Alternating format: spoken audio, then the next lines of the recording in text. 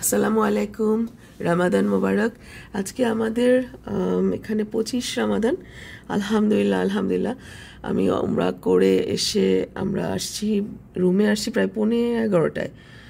তারপর এই তো কিছুক্ষণ রেস্ট নিয়ে এত বেশি পায়ে ব্যথা হয়েছে আসলে। আমরা ট্রেনে এসে যখন পৌঁছালাম তখন হারুন কটা বাজে? তখন বাজে 3:15। হ্যাঁ, রাতের 3:15। তো আমাদের হোটেল খুঁজে বের করা, তারপর হচ্ছে হোটেল থেকে এসে আবার আমরা জাস্ট পানি টানি খেয়ে আমরা ওমরা করতে চলে গেলাম। আমাদের শাটল বাস আছে, তারপর আমরা ট্যাক্সিতে গেছি, কিন্তু কোনোই লাভ হলো না। এত দূরে, মানে মক্কার সবগুলো রোড বন্ধ করা ছিল, কারণ ফজরের 1 ঘন্টা আগে বন্ধ করে, তারপর 6:30 থেকে আবার রোডগুলো খুলে দেয়, যার জন্য আমাদেরকে প্রচুর উপরে, মানে অলি গলি রাস্তা দিয়ে নিয়ে যেয়ে পাহাড়ের উপরে পর্যন্ত ট্যাক্সি ওখানে ছেড়ে দিছে, কারণ আর যাওয়ার কোনো রাস্তা নাই। তো আমরা 1 রাকাত ফজর নামাজ পড়েছি, কারণ 1 রাকাত পেয়েছি, 1 রাকাত ধরে তারপর আবার বাকি 1 রাকাত পড়ে দিছি। আলহামদুলিল্লাহ, হ্যাঁ ঠিক আছে, ইটস ফাইন। আমরা এখন যাব, আসলে আমাদের শাটল বাস 3টায় যাবে। আসর ধরতে হলে আমাকে 3টার বাসে চলে যেতে হবে। আলহামদুলিল্লাহ। আর এটা হচ্ছে আমাদের হোটেল রুম থেকে এই ভিউটা, যে মানে বাইরে যে পাহাড়, সুন্দর একটা ভিউ, মাশাআল্লাহ, আলহামদুলিল্লাহ। আর এই যে নিচে আমরা 7 ফ্লোরে। তো আসলে বেশিক্ষণ তার হোটেলে থাকার কোনো অবস্থাই নাই। এই যে এখন যাব, হয়তো আমরা এশা পড়ে, জানি না একবার আসবো কিনা, কারণ যাওয়া আসাও তো সময় নষ্ট এখন। মানে কি এত মানুষ যে এক্সিট দিয়ে বের হতে 2 ঘন্টা লেগে যায়। হয়তো কেমন লাইল পরে একটু আসতে পারি।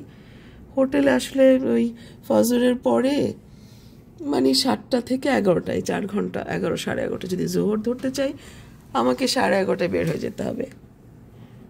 আলহামদুলিল্লাহ। তো এই তো। আর তো আমরা ওমরা করেছি। নর্মালি ওমরা করতে সাধারণত আমাদের আগে 2 ঘন্টা লাগতো, 2 ঘন্টা 20 মিনিট 15 মিনিট, কিন্তু আজকে লেগেছে 4 ঘন্টা। 4 ঘন্টা, তার মানে হচ্ছে এত পিপল, আর এমন অবস্থা, মানে ধাক্কি না, কিন্তু কেউ একজন নিচে পড়লে আর ওঠার অবস্থা নাই। তারপর ওই যে বিসমিল্লাহ আল্লাহু আকবার, যেটা হাজরে আসওয়াদের কাছে এসে প্রচুর একটা প্রেশার পড়ে, আবার মাকামে ইব্রাহিমের কাছে এসে একটা প্রচুর প্রেশার পড়ে, তারপর একটু আস্তে আস্তে একটু হালকা হয়। আর সাই করার সময় এত মানুষ, মানে আজকে সাইতে মনে হয় গিজ গিজ হজের চেয়েও বেশি মানুষ, যে বড় হজ। তা আলহামদুলিল্লাহ আমরা শেষ করেছি 10:15 বা 10:30টায়। তারপরেই একটা, যেখানে এক্সিট সেখান থেকে অনেক দূর, প্রায় 1 কিলোমিটার রাস্তা হারামের বাইরে দিয়ে, ছাদে দিয়ে হাঁটতে হয় ট্যাক্সি পিক আপ স্টেশনে যাওয়ার জন্য।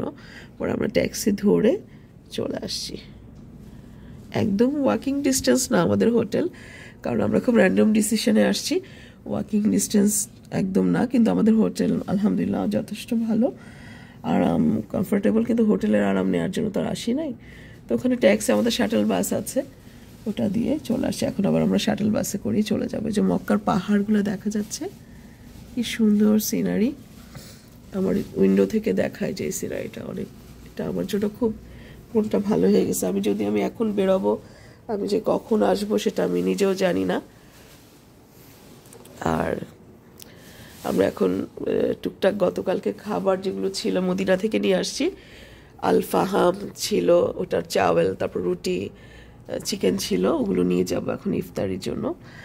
আর কোনো ফুড ডেলিভারি অর্ডার করা যাচ্ছে না, কারণ 4টার আগে কোনো রেস্টুরেন্ট দেখাচ্ছে না যে ওপেন হচ্ছে।